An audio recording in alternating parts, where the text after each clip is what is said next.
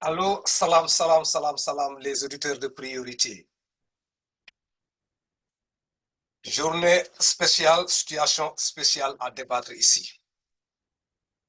Enfin, au Sénégal, def nañu élection yi, alhamdulillah, jaar na ci yoon, sans aucun problème.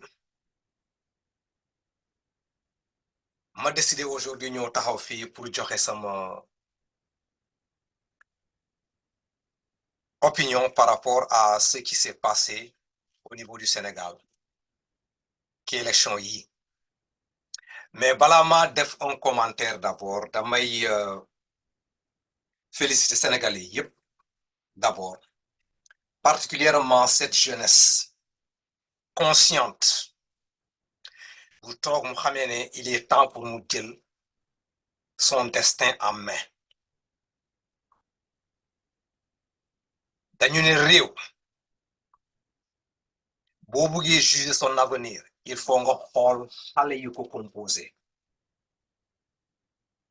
amoon na ay jamono au niveau du Sénégal la jeunesse là n'était pas trop impliquée dans la scène politique, si bien que depuis 1960 ñun paa yi on a abusé de cette jeunesse là ñu nekk dans des politiques politiciennes rek. Politique benn ligne la, c'est devenu un travail au niveau du Sénégal. ku ci nekk boo bëggee tekki demal defi la politique, jarul ngay jàng, jarul ngay def leneen, na nga nekk un beau parleur rek nga am un petit monde autour de toi, tu vas t'investir là-bas nga nekk un politicien. ndeysaan sunu doom yi nekk fii di def tout possible seen kéem kattan li ñu man, jàng bu ñu leen sant, diplôme ñu leen demandé ñu indi ko, après ñoo toog ci buntu kër yi di naan ataaya. Pendant ce temps ñoom bu ñu doon souffrir dans les bancs de l'école, des fois seen lekk du doy, seen nelaw du doy, ba ñu récolter seen diplôme yi. y a un jeune dans le secteur là, il ne sait même pas dans le tuddati sonalul boppam sax là pour jéem a réussir, mu tourné rek mu nekk un politicien suba ñu daal di ko nommer parce que tout simplement am na bras long, am na un parent qui est bien situé au niveau de kii sphère politique bi, mu daal di ko recenser suba lan ngay gis c'est ce monsieur là qui vient devant ses pairs là mu tourné na di yëkkati ay mbagg commencé di joxe des trucs là, xale yi topp seetaan loolu te duñ ci mën dara. xale yooyu aujourd'hui ñoom ñoo am la chance de rencontrer un homme comme Ousmane Sonko bu ñëw mu def éveil des consciences, mu taal seen xel yi, xale yi commencé di xool. léegi cette jeunesse là bi décidé comme quoi il faut qu'il y ait un changement, ñoom ñoo prouvé démb au niveau du Sénégal qu'ils sont là et ils sont bien présents. amoon na ay jamono fii man toog naa fii may ne ces jeunes là mais pourquoi ils sont là en train de braver l'océan là di dem, pourquoi ils ne peuvent pas rester au Sénégal là ñu xeex pour essayer de prouver aux leaders là ñu ñuy diriger li ñu bëgg. mais hier li ma gis daf ma jox satisfaction par rapport à ma jeunesse, cette jeunesse sénégalaise. c'est une jeunesse bien consciente, une jeunesse qui comprend les enjeux yu fi nekk. maa leen naan gàcce ngalaama, satisfaction garantie. maa leen di gërëm di leen sant cette jeunesse là. su ma paree ci loolu ma ñëw taxaw au niveau de la population en question, muy paa yi muy jigéen yi muy xale yi muy ñëpp. bi nit yi di commencer di expliquer ce qui se passe au niveau du Sénégal dans la scène politique nañu ko xoolati, lii sampul kër te jëmawul réew ci kanam. toute personne qui va dans ce domaine là ki direction boobu nag on te diabolise, soit ñu indi des commentaires yoo xam ne dañ lay classer ci benn contexte, si c'est pas contexte ethniciste ñu dugal la dans un contexte de parti, tu es un opposant, affaire yooyu ces commentaires de ce genre là quoi, sans autant ñu prêter attention que yow li ngay wax lan la.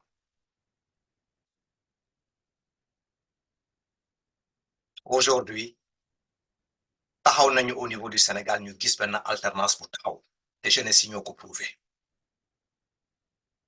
boo gisee may taxaw fii di def émission bi je veux me féliciter par rapport à la position que j'ai prise là dans mon propre parti 2015 depuis 2015 en tant que membre de Benno Bokk Yaakaar coordonnateur de la session de Washington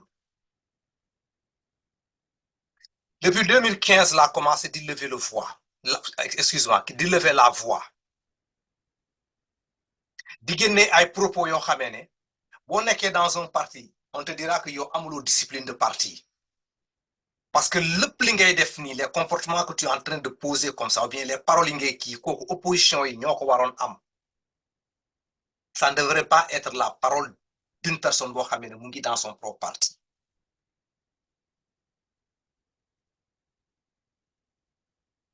j'ai toujours tenu ce langage-là dans mon propre parti je suis un opposant dans mon propre parti parce que li ma gis fi ñuy jëm nii baaxul j'ai été sanctionné dans les réseaux dans les trucs là quoi dans les groupes WhatsApp ñu génn ma ci ay plateau parce qu'on dit que yow li ngay développé ça n'arrange pas terme yi la ñuy utiliser le président de la République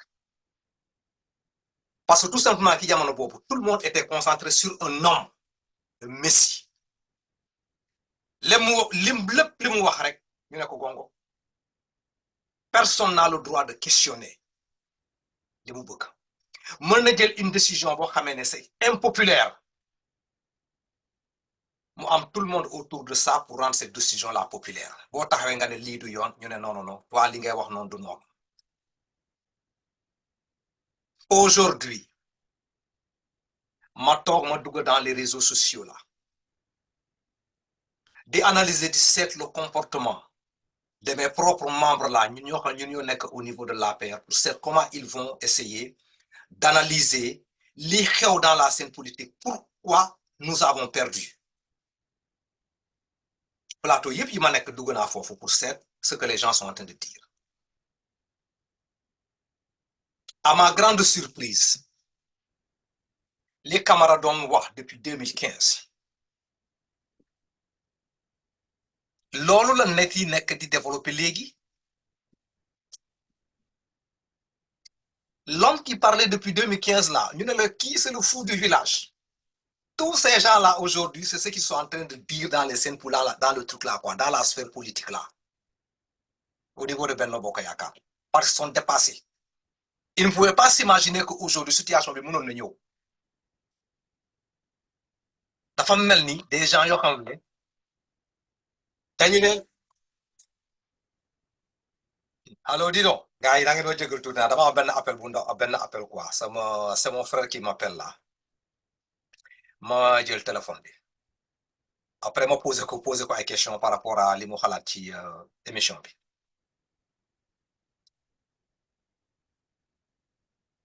je vais le rappeler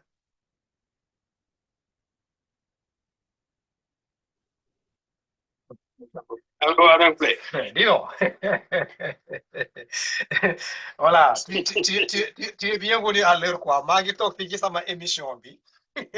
C'est aujourd'hui l'occasion pour moi pour te prendre là dans mon émission là et demander ton point de vue là par rapport à li nga gis situation bi au niveau du Sénégal quoi. Parce que maa ngi toog fii wéet may def sama analyse quoi yow nga woote ma jël la nga raccroché léegi.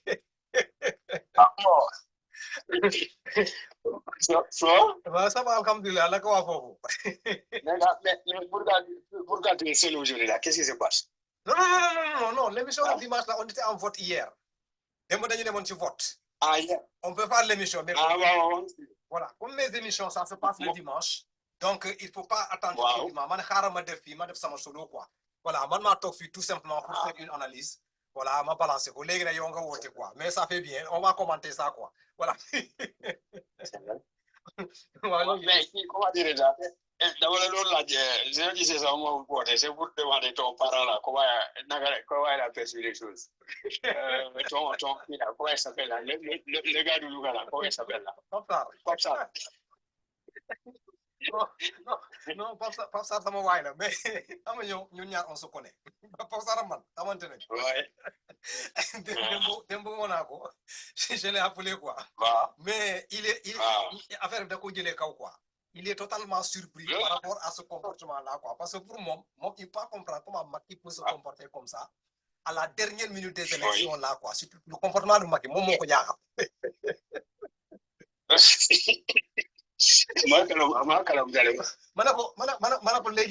tu vois, quand je parlais dans le panel là, le plus ma wax ma jëmale ko ci président Macky Sall di ko analyser nga mer fii di ma attaqué.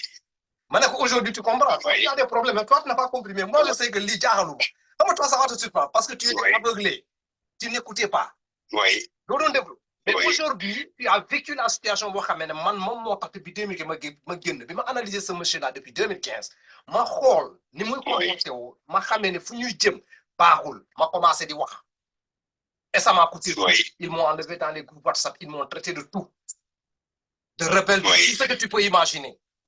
Mais aujourd'hui, quand j'entre là dans les plateaux là, pour écouter ce qui se passe dans les groupes WhatsApp là, mais ce que moi je dis que ce que moi je disais depuis 6 ans là, c'est ce que les gens sont en train de dire maintenant. Oui. C'est vrai. Ah oui, tout à fait. Tout à fait. Waaw léegi nag yow lan mooy ta analyse par rapport à cette situation là lan mooy sa xalaat.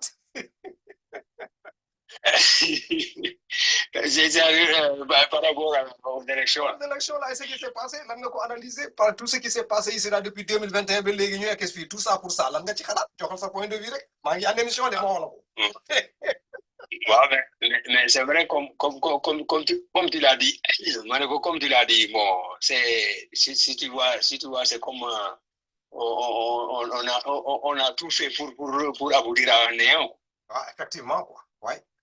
Ouais, à un néant, parce que avec tout ce qu'on a, toutes les mesures là, toutes les toutes les accusations là, hein, on a tout dit là, viol, tout ça, jusqu'à ça se termine en queue de poisson, comme on le dit là.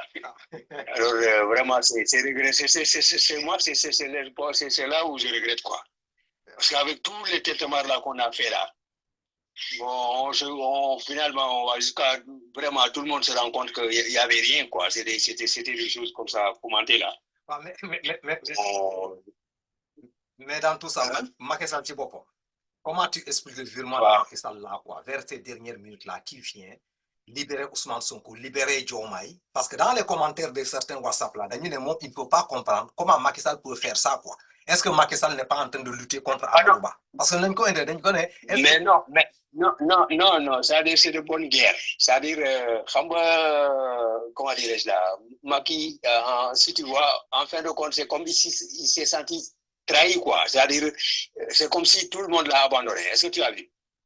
Donc, c'est en quelque sorte comme une revanche, quoi. C'est-à-dire, pour lui, bon, il faut se venger, quoi, de ces gens-là, quoi. Parce que, au dernier moment, on les continue à le soutenir. C'est comme si tout le monde l'a lâché. Ouais. Bon, maintenant, bon, voilà. Donc, moi, je vois ça comme une revanche. C'est-à-dire, en quelque sorte, quoi, il veut dire aux gens, là, bon, c'est comme ça, vous voulez me libérer comme ça, parce que maintenant, vous ne comptez plus sur moi. Moi aussi, je vais faire ce que je veux. Donc, fait en tout là, en quelque sorte, quoi. Les gens ne s'attendaient pas à ça, quoi. Pour moi, tu vois, pour le moment, depuis l'élection, jusqu'à présent, ouais. Donc, voilà, donc, ce qui veut dire qu'en quelque sorte, d'abord, il fait quoi? Il fait comme abandonné. Moi aussi, je vais abandonner avec ces gens-là, quoi. Comme ça, nous nous démerdons pas. Moi, nous l'avons analysé, quoi. On l'a analysé la situation. Non, c'est vrai. Parce que l'analyse Bingadefni, c'est pas faux. C'est une analyse vraie juste. Lan moo koy justifier. Lan moo koy prouver. Macky Sall, bu fekkente da nga ko déglu, bi mu demee à Fatick pour voter, bi mu nekkoon de discours là bu mu tenir foofu. Quand tu écoutes Macky Sall là, am na ay messages yoo xam ne dafa nekk dans ton discours, il faut nga décrypter leen. Parce que dafa toog mu ne, tout a commencé ici, quoi, à Fatick. Après mu terminé mu ne nag foofu lay terminé wu tamit. Après na bi mu paree ñuy ñaanal le Sénégal yàlla na ko yàlla président boo xam ne moo gën ci moom. Mais comment tu peux analyser ça moom mu nekk un leader d'un parti ou bien d'un truc là, quoi, d'une coalition, et que li ñu xam ci politique chaque personne bu nekk ci coalition sa souhait lan la da ngay ñaanal pour sa coalition bi mun a génnee vainqueur. mais maintenant Macky Sall se retire là et laisse la chose sur la table mu daal di ñaanal tous les Sénégalais là quoi c'est-à-dire que le meilleur gagne et c'est terminé foofu la foofu. waaw loolu la c'est-à-dire. lay wax nii quoi c'est-à-dire vengeance c'est comme vengeance la quoi parce que xam nga gars yi dañ ko waroon a continuer di ko soutenir ba bu muy de passation dem yoonam mais à un certain moment vraiment c'est comme si tout le monde s'est retiré on l'a laissé seul quoi. Voilà. est-ce que voilà donc léegi nag dafa mel ne moom day da leen di wane bon comme léegi bu ma abandonné man je fais ce que je veux c'est-à-dire léegi naa leen bàyyi ak gars yi. nu mu demee rek y a pas de problème quoi dootuma soodale si sama bopp quoi. c'est vrai. man noonu laa ko gisee daal. waaw noonu laa ko gisee. da leen di wane jarul leen yenn quoi on m'a accusé de tous les noms là quoi parce que je vais vous défendre mais léegi dafa mel ne yéen lépp bu may abandonné vous êtes parti léegi man rek maa fi nekk donc comme que noonu la léegi nag y a pas de problème man it dinaa léegi en tout cas dootuma leen soutenir ji je fais ce que je veux donc y a pas de problème nu mu demee rek baax na quoi léegi sonal duma sama bopp daal. y a pas de problème waaw d'accord grand kon nag y a pas de problème dégg naa sa intervention léegi nag bon xam naa ne bon on va se prendre après là comme ça man ma continuer le truc là quoi l'émission là quoi. waaw continuer y a pas de problème. voilà on se prend après. waaw y a pas de problème. dinaa la woo comme ça ñu gën a commenter après quoi. d'accord y a pas de problème waaw d'accord. amul problème merci. allez bye bonsoir. merci beaucoup. merci.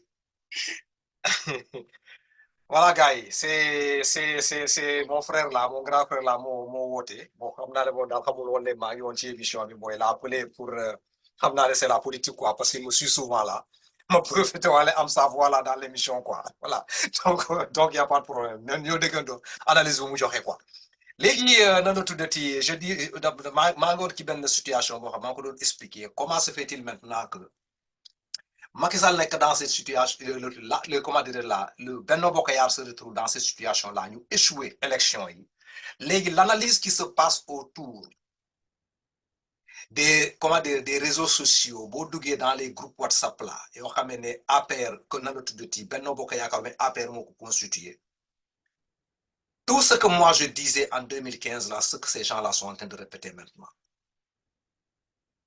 la critique s'en va sur une seule personne moom mooy le président de la République mais man li ma jaaxal damaa bëggoon dans ces critiques là gars yi bu ñu toogee di critiquer le président de la République là dinaan il est responsable de ça parce qu'il n'a pas supporté Amadou Ba nañ jéem a dugg dans les fonds là pour jéem a seet exactement qu'est-ce qui a motivé le comportement de Macky Sall là sama grand frère taxoon na fii bëgg na ko expliquer nee na il s'est senti trahi parce qu'au début dafa yaakaar ne lépp lu doon def nañ ko supporter mais s'il voit autour de lui il ne voit personne léegi lan lay def moom day jékki-jékki nag bàyyi fi mu dem quoi fu mu daanu rek baax na quoi est-ce que là loolu mën nañu ko supporter dans un parti boo xam ne yow yaay leader bi te ñun ñoo xam ne mu ñu nekkoon foofu di revendiquer loo xam ne gis nañ ko neexuñu ñu am ay répression par rapport à notre comportement dans un parti léegi c'est le chef maintenant qui est venu se comporter comme nous parce que ñun luñ moo bañ on est là avec nos paroles on est toujours resté mais on défendait nos idées mais su fekkente moom gis na lu ko naqari ci parti bi ci boppam la ou bien dans son propre camp là des gens yoo xam ne dañ ko déranger il s'est senti un peu trahi est-ce que moom son désir individuel moom la war a jiite ou bien dafa war a jëlale mu bàyyi situation bi defar ko ba mu rafet pouvoir bi tomber dans la main de truc là quoi de son camp après moom su fekkee moom day jóge foofu mu dem yoonam quoi qu'est-ce qui a été si difficile pour lui de le faire et quel a été là le truc là quoi loo xam ne dañ ko def ba mu jar tout ce que le monsieur a travaillé pendant ces trucs là quoi dans sa vie politique là mu yegg si fii nag mu daal di lâcher tout comme ça quoi voilà des questions mais tout ça là on va pas s'attarder sur ça quoi li ñu taxaw fii ñu remarquer que ne cette jeunesse là bu taxaw mu am la chance là de prouver que ne am nañu maturité léegi nañ leen encore une fois de plus remercier tàccul leen ne leen bon courage pour ñu jàpp foofu la parce que kenn du mun a liggéey à leur place ils sont tenus de prendre leur destin en main pour changer seen dëkk. Deuxième point bi mooy ñëw teg tamit nag ma daal di féliciter la grandeur de Amadou Ba bi mu taxawee mu admettre comme quoi situation bi échec amna, il admet le principe mu daal di féliciter Diomaye pour mettre la paix au niveau du Sénégal kooku tamit nag action la boo xam ne dañ koy saluer te sur Amadou Ba fi na dinaa ci taxaw tuuti parce que bi ñu choisir Amadou Ba comme candidat am na ay na la tuddati la ay échangement am avec certains responsables de l'APR qui m'ont sollicité pour me ñëw dans le camp de Amadou Ba pour essayer de travailler dans la politique pour moi. Mais man, ma question a été très simple. Comment on peut supporter Amadou Ba et quelle politique la ñuy def pour Amadou Ba su fekkente on sait que le leader même en question de Benno Bokk Yaakaar là il n'a pas le soutien de truc là quoi de ce dernier. Amadou Ba amul le soutien pour être plus précis de Macky Sall parce que man yooyu gisoon naa ko bu yàgg man leen comment vous pensez qu'on peut supporter Amadou Ba mu conduire ko à la victoire si le président de la République lui-même en question action yu mu posé ça n'arrange pas Amadou Ba. Et quand je le disais c'est que non kii li muy wax nii c'est pas ça quoi, c'est pas vrai. Nit ki bu fekkente tu es un observateur des faits là nga mën a suivre décortiquer les actions des gens là sa analyse des fois boo koy def à 95% da ngay nekk dans la vérité. bi ma doon wax ni le président de la République là toute action yi mu def mu choisir Amadou Ba ba pare ce sont des actions qui vont contre l'intérêt de Amadou Ba. Mais à ce moment-là, on ne m'avait pas cru. C'est aujourd'hui que les gens se lèvent là pour dire que le président de la République m'a œuvré pour l'échec de Amadou Ba. Yalla jaaxal, mais pas Camara. Parce que moi, je l'avais vu depuis très longtemps. Depuis 2015, je taxawee ne waa ji moom daal nekk secrétaire général du parti et président en même temps. Affaire boobu nag dafa xaw a compliqué tuuti. Ce message-là, xam naa bi ma ko waxee moom daal waa ji n'était pas content cette période-là quoi. Mais loolu moo ñu indi lii. L'avenir de l'APR là pour ñun ñu fi nekk waxoon naa leen ko depuis ci njalbeen bi que ne président Macky Sall va partir mu yóbbaale APR. Kooku monsieur Konaté pour me témoigner. dama ko répété à maintes reprises comme forcément yi ma gis ki le président de la République depuis 2015 ma ne waa ji day dem bu yóbbaale APR. Mais pourquoi à cette période bien précise là les gens étaient je sais pas xaw dafa mel ni ay œillères lañu soloon quoi kenn bëggul gis kenn bëggul dëgg loolu. waa ji c'était le petit messie quoi bu ñëwee moom daal saawaay la réflexion disparaît quoi. Tout ce qu'il dit moom daal on absorbe et on agit dans ce sens-là sans réfléchir. Un parti pour moi am un succès il faut mu am lu ñu tuddee poulain. Un second boo xamee ne bu ñu génnee on peut toujours compter sur cette personne-là quoi si le leader n'est pas là. Mais nit ki toog ndono boobu kenn gisu ko après ngeen yaakaar ne dañoo toog foofu di continuer di espérer que lii day ki ci samp na kër. Aujourd'hui on est là. Après avoir félicité Amadou Ba sur l'action de grandeur bu mu def par rapport à cette élection-là ma ñëw ma félicité Ousmane Sonko. Ousmane Sonko ngàcce ngalaama. Sénégalais yëpp ils ont témoigné ku nekk gis na cet homme-là je sais pas est-ce que ça vaut même sa peine là de truquer là quoi jaay ko ou bien féliciter ko ou bien quoi est-ce que ça vaut sa peine quoi. Parce que lépp li mu yor teg na ko ci table bi de façon désintéressée et a œuvré pour la réussite de ce projet-là bu ñu incarné. Avec Ousmane Sonko j'ai senti qu'il n'y a pas le jeu. Ce mot individuel là avec une connotation égoïste avec Ousmane Sonko nekku fa qu'il soit président ou pas c'est le cadet de ses soucis l'essentiel que ce qu'il pense pour le Sénégal là mu gis la réalisation qui va porter le flambeau c'est pas ce qui l'intéresse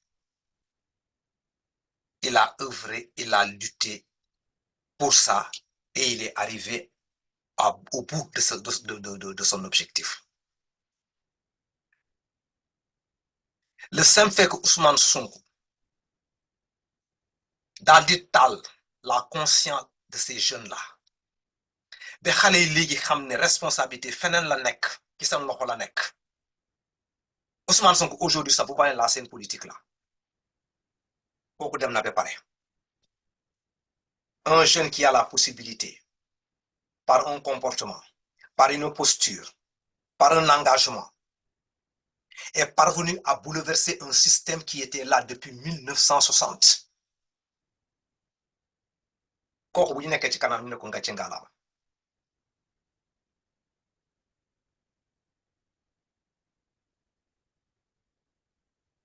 et l'autre personne bi may yokk ci félicitation yi moom mooy sunu grand frère bi Moustapha Diakhaté l'homme qui a été à l'origine de la création du phénomène Sonko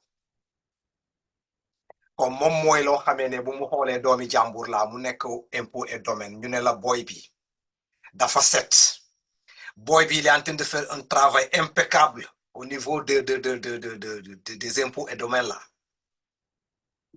toute personne bu fa dem boo génnee nga taxaw ne ah kii de moom daal il est exemplaire Moustapha Diakhaté trouvait que ce comportement pareil là sénégalais bu mel noonu baaxul et je crois que c'est un vieux qui avait une vision aussi quoi parce que dafa xamee ne comportement yu mel nii sénégalais commencé di ko féliciter commencé di ci wax bu taalee du sotti Ousmane Sonko bu meloon ni comme ñoom au niveau impôt et domaine là aujourd'hui Moustapha Diakhaté moom mooy toogoon di tàccul Ousmane Sonko di ko féliciter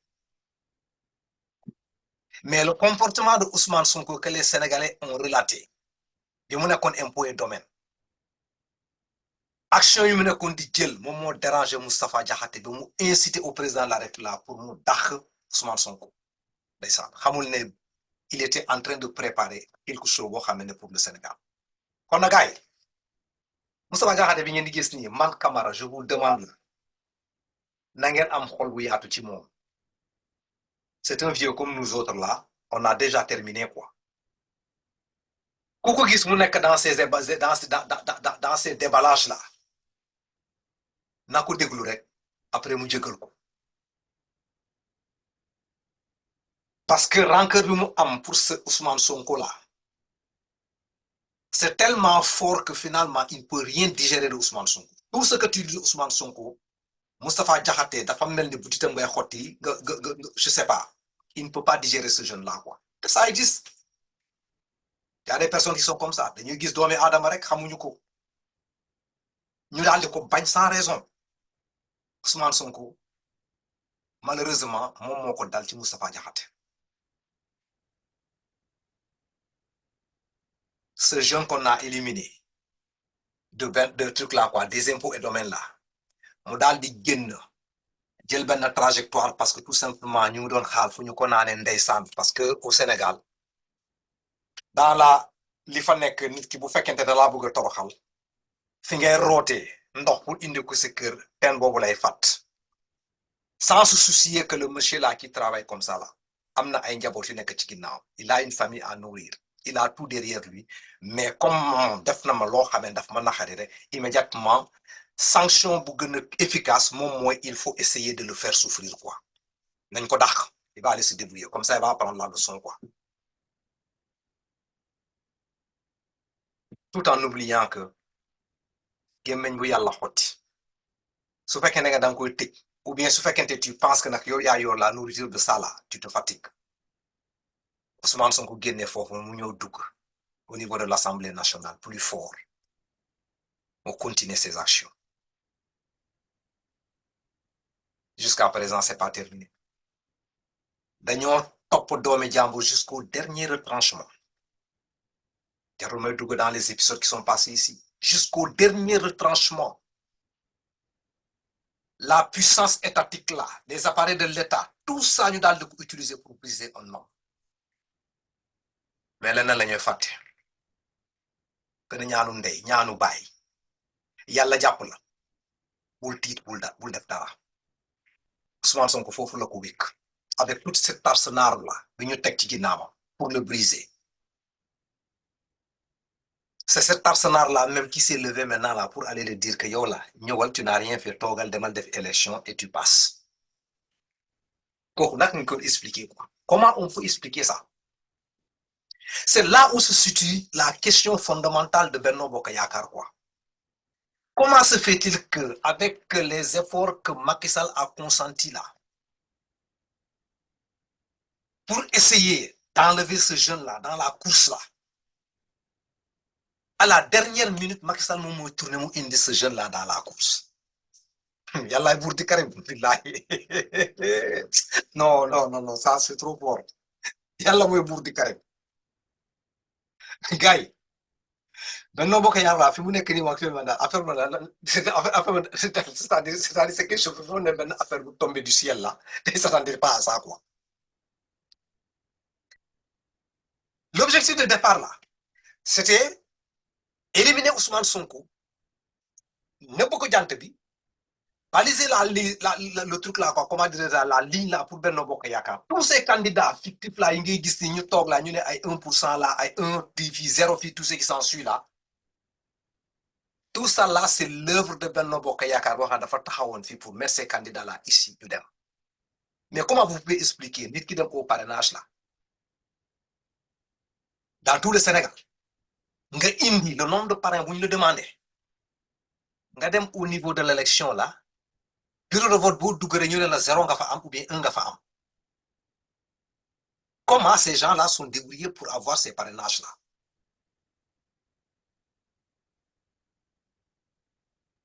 Voilà une question qu'on doit se poser. Comment se sont-ils débrouillés pour avoir ce parrainage là?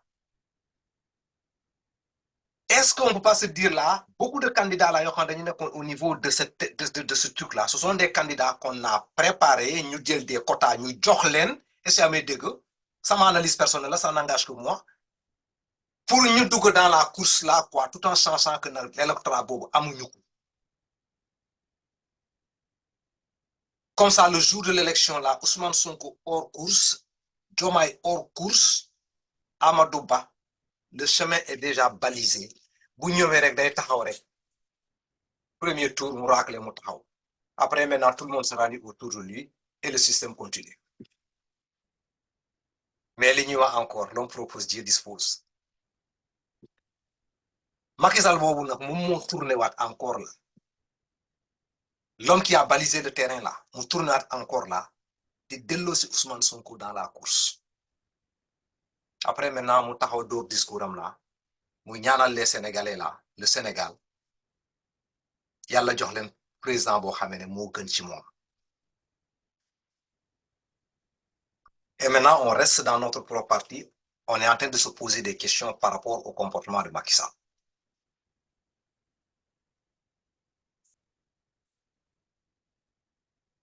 Moi Camara, ça ne me surprend pas.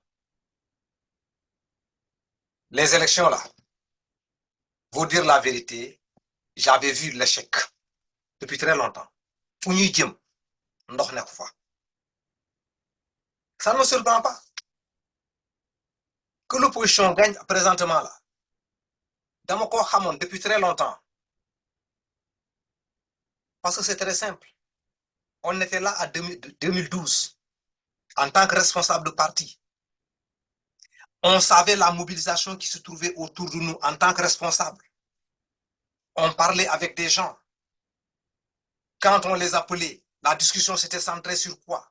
On avait vu l'engouement des Sénégalais par rapport au projet qu'on avait en main. Mais au fil des temps, nous regardons comment l'APR même avec ces leaders-là, Macky Sall compris, comment on se comportait vis-à-vis des uns et des autres là, avec les militants. Nous voyons le désamour là qui commence à naître. les gens commençaient à prendre le prendre distance ces querelles intestines là bu taxaw fii ay ŋaayoo fii ay xuloo fii ay boolante fii président nekk fii mu toog mu seetaan lii yépp te boo ñëwee taxaw tu lèves le ton ñu ne la kii c'est un rebelle c'est lui qui est là pour gâter le parti président kii moo lay yekkal kii moo lay yàqal fii parce que propos yu mu tenir dafa mel ni c'est un opposant maintenant quoi président tamit na daal di adhéré ci loolu quoi mu lay xoole ak ay bët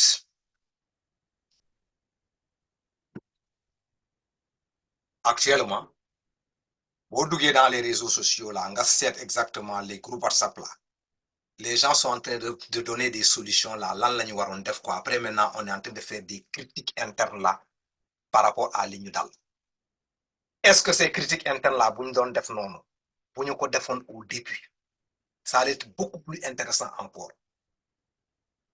qu'aujourd'hui le vent du changement taxaw na ba pare ñuy féliciter le président Diomaye di ko ñaanal jàmm yàlla cette mission là boo xamee ne ce projet là boo xam ne dañ ko indi teg ko ci kanamu sénégalais gëm ko particulièrement cette jeunesse là yàlla dans la réalisation de ça là ñu bañ ci rus yàlla jàppale leen au moins lu ñu promettre cette jeunesse là xale yi gis seen bopp le Sénégal est entré dans une nouvelle ère boobu nag qu'on soit vieux qu'on soit jeune nañu ko embrasser ensemble ñu accompagner cette nouvelle génération là ki lépp lu ñu nekk te tout Sénégalais fi nga nekk à bord là au lieu de te mettre sur les critiques là yoo xam ne dafa animer ce terrain politique là depuis 12 ans maintenant là nañu teg yooyu de côté nañu commencer di penser au culte du mérite politique du métier c'est un art pour gérer la cité te aar boobu na boo koy defee da ngaa bëgg mu rafet te boo bëggee aar rafet da nga koy jox à un professionnel j'espère que cette équipe là bu ñëw taxaw nii comme ils l'ont toujours dit ils vont respecter ces paroles là le culte du mérite mettez des hommes des femmes à la place qu'il faut mais ay copinage on voit comme ce qui s'est passé au niveau de Benno Bokk Yaakaar da ngay gis des nominations de ministre de ceci de ministre et de tout ku nekk ministre la ministre de quoi porter un costume là bien sapé là voilà le titre ça suffit quoi et c'est terminé parce que tout simplement les gens n'ont pas ces bagages là pour essayer de prouver exactement que ñoom ils sont des ministres récompense rek un bon politicien un monde derrière toi tu ne connais absolument rien du tout ñu jox la benn poste ministériel xaalis baa ngi nii serre-toi boo jëlee foofu nag tu vas à la maison je change d'abord ma voiture garde-robe madame kër gi taxaw na au bout de 2 ans yëpp taxaw ne voilà ça va commencer léegi nag ñu toog fii di calculer comme quoi que ne ce système là doit continuer et toute personne qui se lève là bëgg a renverser système boobu nag moom mooy le problème l'échec là nañ ci jàng lu bëri xam ne politique dafa war a changer te changer na ba pare sax parce que su fekkente bu njëkk ba la milliard boo ko génnee nga dugal ko ci politique tu passes mais léegi cette jeunesse là comme Mimi Touré nu ma ko waxee bouffe et tu votes ailleurs c'est ce qui s'est passé à toute cette jeunesse là c'est 3000 nan la tudd c'est 3 millions de kii là de parrain là bu ñu doon wax amoon nañu ko au niveau de Benno Bokk Yaakaar ça ne s'est pas matérialisé dans le vote comme nag anam donc les gens qui ñëw taxaw jox la le parrainage là naka lañ la ko joxee est-ce que ils sont donné des parrainages là avec un échange après le jour J ñëw jot ñu def tête leneen ou bien c'est quoi mais nag affaire bango quoi donc situation bi am na ba pare au niveau du Sénégal on n'a qu'à consommer le président de la République man li ma koy demandé li ma koy ñaanal du ma nekk fii di ko fustiger de trop actuellement moom pare na léegi nag li ma koy souhaité mooy na am xolu muñ tuuti mu taxaw mu daal di assurer la passation de truc là quoi de service là mu mag Diomaye comme ça mu quitter en beauté quoi parce que s'il ne le fait pas su génnee bien avant passation de service bi li muy wone mooy dafa mel ni dafay daw te loolu moom au moins yéenewuma ko parce que dans son propre parti là les gens commencent à dire qu'il est sorti par la petite porte moi je dirais que non il n'est pas sorti par la petite porte la seule chose que je regrette c'est parce qu'il s'est rendu très tard que lépp loo xam dañ ko ci dugal ça n'avait pas sa raison d'être mu jaral ko lii si les gens n'ont pas compris pourquoi Macky Sall a fait ça moi Camara j'ai compris kon nag nañ ko jëkkal mais ma koy demander mu am un peu de truc quoi de truc là quoi de grandeur mu taxaw mu def passation de service boobu quoi après mu dem kon nag gars yi fii laa yem ak yow yéen par rapport à cette émission là quoi